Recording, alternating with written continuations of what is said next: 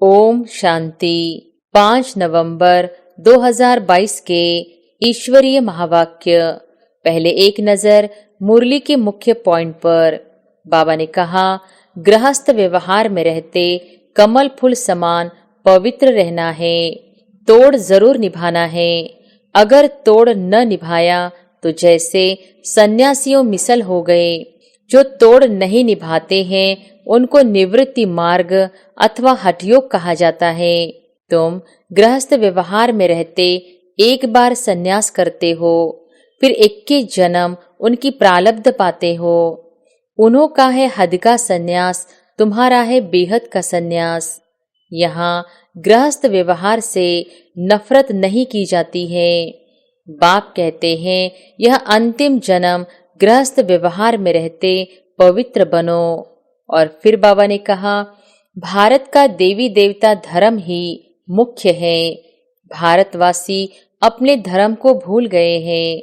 चलते फिरते यह याद रहे कि अब हमको वापिस जाना है। मन मना भव मध्याजी भव का भी यही अर्थ है। कोई भी बड़ी सभा में भाषण आदि करना है तो यही समझाना है कि परमपिता परमात्मा फिर से कहते हैं, हे बच्चे, देह सहित देह के सब धर्म त्याग, अपने को आत्मा समझ बाप को याद करो तो पाप दग्ध होंगे। और फिर लास्ट में बाबा ने कहा, भारत की महिमा भी करनी है। यह भारत होलीएस्ट लैंड है। सर्व के दुख हरता सुख करता, सबके सदगति दाता बाप का बर्थ प्लेस है। विवेक कहता है कि धीरे धीरे वाह वाह निकलेगी, लास्ट मोमेंट में डंका बजना है। अभी तो बच्चों पर ग्रहचारी बैठती रहती है, लाइन क्लियर नहीं है। परमात्मा खुद माता पिता रूप में आए इस सृष्टि को अपार सुख देता है। जरूर परमात्मा ने कब सुख की सृष्टि बनाई है, तभी तो उनको मात पिता कहकर बुलाते हैं। और अब सुनते हैं महावाक्यों को विस्तार से। मुरली का सार। मीठे बच्चे, तुम्हें गृहस्थ व्यवहार में रहते सभी से तोड़ निभाना है। एक बार बेहद का सन्यास कर 21 जन्म की प्रारब्ध बनानी है। प्रश्न है, चलते फिरते कौन सी एक बात याद रहे तो भी तुम रूहानी यात्रा पर हो? उत्तर है, चलते फिरते याद रहे कि हम एक्टर हैं, हमको अब वापस घर जाना है। बाप यही याद दिलाते हैं, बच्चे, मैं तुम्हें वापस ले जाने आया हूँ। इस स्मृति में रहना ही मन मना भव मध्याजी भव है। यही रूहानी यात्रा है जो तुम्हें बाप सिखलाते हैं। दूसरा प्रश्न, सद्गति के लक्षण कौन से हैं? उत्तर है, सर्वगुण संपन्न, 16 कला संपूर्ण। यह जो महिमा है यही सद्गति के लक्षण है जो तुम्हें बाप द्वारा प्राप्त होते हैं। गीत है, धीरज धर मनुआ धीरज धर, तेरे सुख भरे दिन आए कि आए। ओम शांति। बच्चे नंबरवार पुरुषार्थ अनुसार जानते हैं कि अब पुराना नाटक पूरा होता है। दुख के दिन बाकी कुछ घड़ियां हैं और फिर सदा सुख ही सुख होगा। जब सुख का पता पड़ता है तब समझा जाता है यह दुखधाम है। दोनों में बहुत अंतर है। अभी सुख के लिए तुम पुरुषार्थ कर रहे हो अथवा श्रीमत पर चल रहे हो। कोई को भी ये समझाना बहुत सहज है। अभी बाबा के पास जाना है, बाबा लेने आया है। गृहस्थ व्यवहार में रहते कमल फूल समान पवित्र रहना है, तोड़ जरूर निभाना है। अगर तोड़ न निभाया तो जैसे सन्यासियों मिसल हो गए। जो तोड़ नहीं निभाते हैं उनको निवृत्ति मार्ग अथवा हठयोग कहा जाता है। अभी भगवान राजयोग सिखलाते हैं जो हम सीखते हैं। भारत का धर्म शास्त्र है गीता, सन्यासियों का है हठयोग। घर बार छोड़ जंगल में चले जाना। उन्हों को जन्म बाई जन्म सन्यास करना पड़ता है। तुम गृहस्थ व्यवहार में रहते एक बार सन्यास करते हो, फिर 21 जन्म उनकी प्रारब्ध पाते हो। उन्हों का है हद का सन्यास, तुम्हारा है बेहद का सन्यास। तुम्हारे राजयोग का तो बहुत गायन है। भगवान ने राजयोग सिखाया था। भगवान ऊंचे ते ऊंचे को ही कहा जाता है। श्री कृष्ण भगवान हो न सके। बेहद का बाप है ही निराकार। बेहद की बादशाही वही दे सकते हैं। यहाँ गृहस्थ व्यवहार से नफरत नहीं की जाती है। बाप कहते हैं यह अंतिम जन्म गृहस्थ व्यवहार में रहते पवित्र बनो। पतित पावन कोई सन्यासी को कह नहीं सकते। वह भी पावन दुनिया चाहते हैं। वह दुनिया है एक, जिसके लिए पतित पावन बाप को बुलाते हैं। जबकि वह गृहस्थ व्यवहार में ही नहीं है तो देवताओं को भी नहीं मानेंगे। वह कभी राजयोग सिखला न सके, न बाप कभी हठयोग सिखला सके। यह समझने की बातें हैं। अब दिल्ली में वर्ल्ड कॉन्फ्रेंस होनी है। वहां यह समझाना है, लिखत में देना है। लिखत में होगा तो सब समझ जाएंगे। अब हम हैं ऊंचे ते ऊंच ब्राह्मण कुल के, वह है शूद्र कुल के। हम हैं आस्तिक, वह है नास्तिक। वह है ईश्वर को न जानने वाले, हम हैं ईश्वर से योग रखने वाले। तो मतभेद है ना। बाप ही आकर आस्तिक बनाते हैं। बाप का बनने से बाप का वर्षा मिल जाता है। यह बड़ी पेचीली बातें हैं। पहले पहले तो बुद्धि में बिठाना है कि गीता का भगवान परमपिता परमात्मा है। उसने ही आदि सनातन देवी देवता धर्म स्थापन किया था। भारत का देवी देवता धर्म ही मुख्य है। भारतवासी अपने धर्म को भूल गए हैं। यह भी तुम जानते हो। भारतवासियों को ड्रामा अनुसार अपना धर्म भूलना ही है। तब तो बाप आकर फिर स्थापन करे, नहीं तो बाप आए कैसे। कहते हैं जब जब देवी देवता धर्म प्राय लोप हो जाता है तब मैं आता हूँ। प्राय लोप भी जरूर होना है। कहते हैं बैल की एक टांग टूट गई है, बाकी 3 टांगों पर दुनिया खड़ी है। मुख्य है ही 4 धर्म। अभी देवता धर्म की टांग टूटी हुई है, अर्थात वह धर्म गुम हो गया है। इसलिए बड़ के झाड़ का मिसाल देते हैं कि फाउंडेशन सड़ गया, बाकी टाल टालियां खड़ी है। तो इनमें भी फाउंडेशन देवता धर्म का है नहीं, बाकी मठपंथ आदि बहुत खड़े हैं। तुम्हारी बुद्धि में अब सारी रोशनी है। बाप कहते हैं तुम बच्चे इस ड्रामा के राज को जान गए हो कि सारा झाड़ पुराना हो गया है। कलयुग के बाद सतयुग को आना है जरूर, चक्र को फिरना है जरूर। बुद्धि में रखना है कि अब नाटक पूरा हुआ है, हम जा रहे हैं। चलते फिरते यह याद रहे कि अब हमको वापस जाना है। मन मना भव मध्याजी भव का भी यही अर्थ है।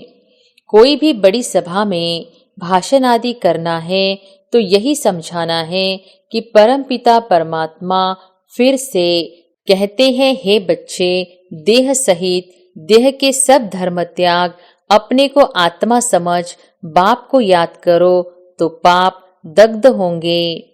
मैं तुमको राजयोग सिखलाता हूँ। गृहस्थ व्यवहार में रहते कमल फूल समान बन मुझे याद करो। पवित्र रहो, नॉलेज को भी धारण करो। अभी सब दुर्गति में हैं। सतयुग में देवताएं सदगति में थे, फिर बाबा आकर सदगति करते हैं। सर्वगुण संपन्न, 16 कला संपूर्ण, यह है सदगति के लक्षण। यह लक्षण कौन देते हैं? बाप। उनके फिर लक्षण क्या है? वह ज्ञान का सागर, शांति का सागर है। उनकी महिमा बिल्कुल अलग है। ऐसे नहीं, सब एक ही एक है। एक बाप है, सब आत्माएं बच्चे हैं। अब नई रचना रची जाती है। हम प्रजापिता ब्रह्मा की सब औलाद हैं, परंतु वो लोग इन बातों को समझ नहीं सकते। ब्राह्मण वर्ण सबसे ऊंच है, भारत के ही वर्ण गाए जाते हैं।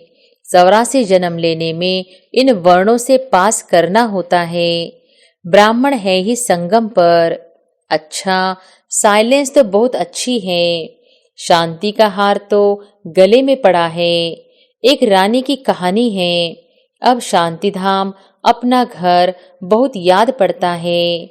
चाहते सब है शांति घर में जाए, परंतु रास्ता कौन बताए। शांति के सागर बाप के सिवाय कोई बता न सके। बाप की महिमा अच्छी है।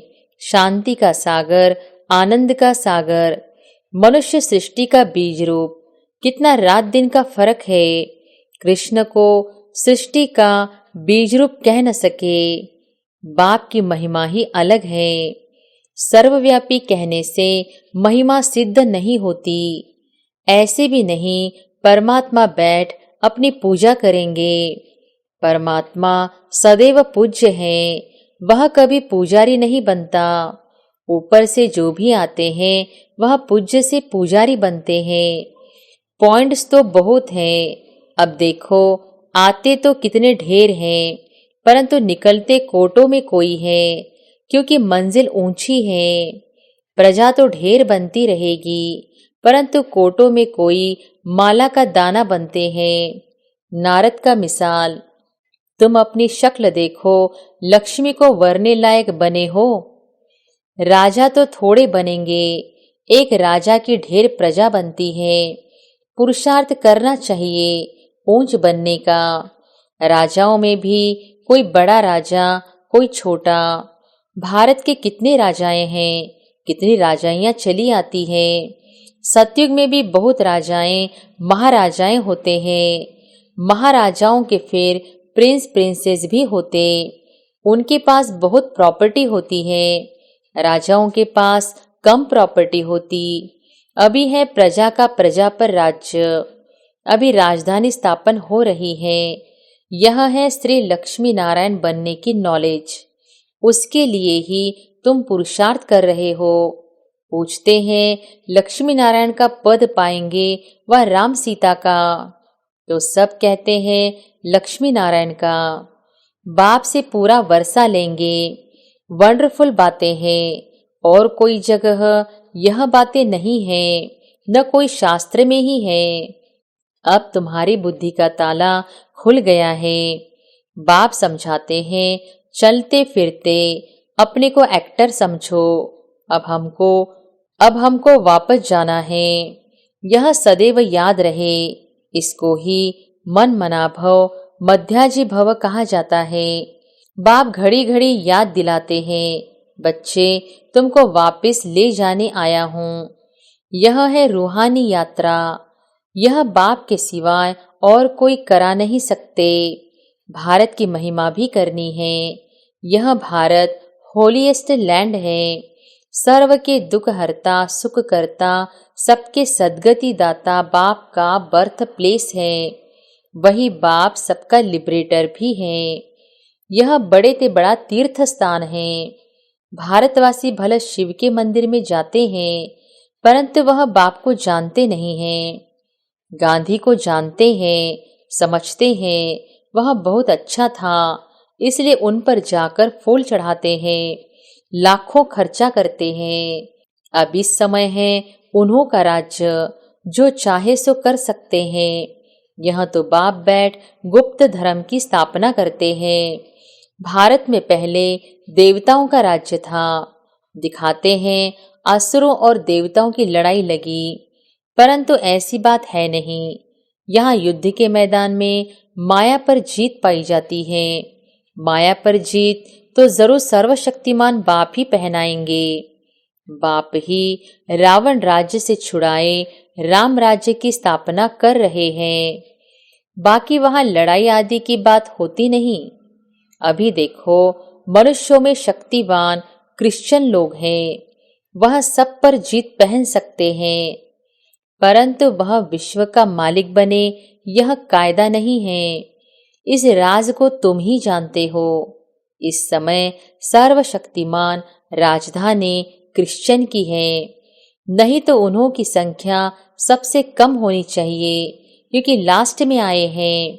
परंतु तीनों धर्मों में यह सबसे तीखा है, सबको हाथ में कर बैठे हैं। यह भी ड्रामा बना हुआ है, इन द्वारा ही फिर हमको राजधानी मिलनी है। कहानी भी है, दो बंदर लड़े, माखन तीसरे को मिल जाता है। वह आपस में लड़ते हैं, माखन भारतवासियों को मिल जाता है। कहानी तो पाई पैसे की है, अर्थ कितना बड़ा है। मनुष्य एक्टर होते भी ड्रामा को नहीं जानते, इस ज्ञान को समझते फिर भी गरीब हैं। साहूकार लोग कुछ भी नहीं समझते। गरीब निवाज पतित पावन बाप ही गाया हुआ है। अब प्रैक्टिकल में पाठ बजा रहे हैं।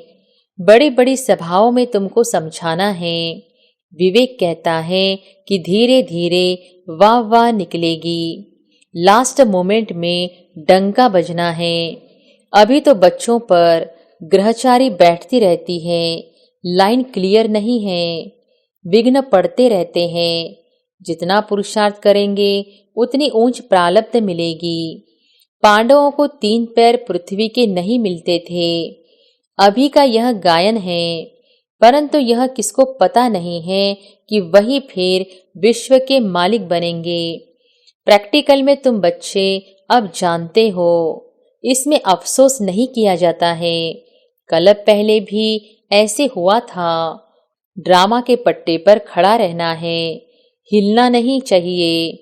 अब नाटक पूरा होता है।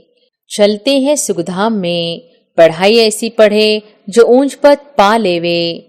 अच्छा मीठे मीठे सिक्के लधे रूहानी बच्चों प्रति मात पिता बाप दादा का याद प्यार और गुड मॉर्निंग। रूहानी बाप की रूहानी बच्चों को नमस्ते। धारणा के लिए मुख्य सार, पहली पॉइंट, किसी भी बात का अफसोस नहीं करना है। अपनी बुद्धि की लाइन सदा क्लियर रखनी है। ग्रहचारी से अपनी संभाल करनी है। दूसरी पॉइंट, गृहस्थ व्यवहार से तोड़ निभाना है, नफरत नहीं करनी है, कमल फूल समान रहना है। आस्तिक बन सबको आस्तिक बनाना है। वरदान है, बड़ी दिल रख, सेवा का प्रत्यक्ष फल निकालने वाले विश्व कल्याणकारी भव। बड़ी दिल रख, सेवा का प्रत्यक्ष फल निकालने वाले विश्व कल्याणकारी भव। जो बच्चे बड़ी दिल रखकर सेवा करते हैं तो सेवा का प्रत्यक्ष फल भी बड़ा निकलता है। कोई भी कार्य करो तो स्वयं करने में भी बड़ी दिल और दूसरों को सहयोगी बनाने में भी बड़ी दिल हो। स्वयं प्रति व साथी सहयोगी आत्माओं के प्रति संकुचित दिल नहीं रखो। बड़ी दिल रखने से मिट्टी भी सोना हो जाती है। कमजोर साथी भी शक्तिशाली बन जाते हैं। असंभव सफलता संभव हो जाती है। इसके लिए मैं की बलि चढ़ा दो तो बड़ी दिल वाले विश्व कल्याणकारी बन जाएंगे। स्लोगन है, कारण को निवारण में परिवर्तन करना ही शुभ चिंतक बनना है। जगदम्बा मातेश्वरी जी के अनमोल महावाक्य, तुम मात पिता हम बालक तेरे, तुम्हारी कृपा से सुख घनेरे। अब यह महिमा किसके लिए गाई हुई है? अवश्य परमात्मा के लिए गायन है, क्योंकि परमात्मा खुद माता पिता रूप में आए इस सृष्टि को अपार सुख देता है। जरूर परमात्मा ने कब सुख की सृष्टि बनाई है, तभी तो उनको माता पिता कहकर बुलाते हैं। परंतु मनुष्यों को यह पता ही नहीं कि सुख क्या चीज है। जब इस सृष्टि पर अपार सुख थे तब सृष्टि पर शांति थी, परंतु अब वो सुख नहीं है। अब मनुष्य को यह चाहना उठती अवश्य है कि वो सुख हमें चाहिए। फिर कोई धन पदार्थ मांगते हैं, कोई बच्चे मांगते हैं, कोई तो फिर ऐसे भी मांगते हैं कि हम पतिव्रता नारी बने, हर एक की चाहना तो सुख की ही रहती है ना, तो परमात्मा भी कोई समय उन्हों की आश अवश्य पूर्ण करेंगे। तो सतयुग के समय जब सृष्टि पर स्वर्ग है तो वहां सदा सुख है। जहां स्त्री कभी विधवा नहीं बनती तो वो आश सतयुग में पूर्ण होती है, जहां अपार सुख है। बाकी तो इस समय है ही कलयुग। इस समय तो मनुष्य दुख ही दुख भोगते हैं।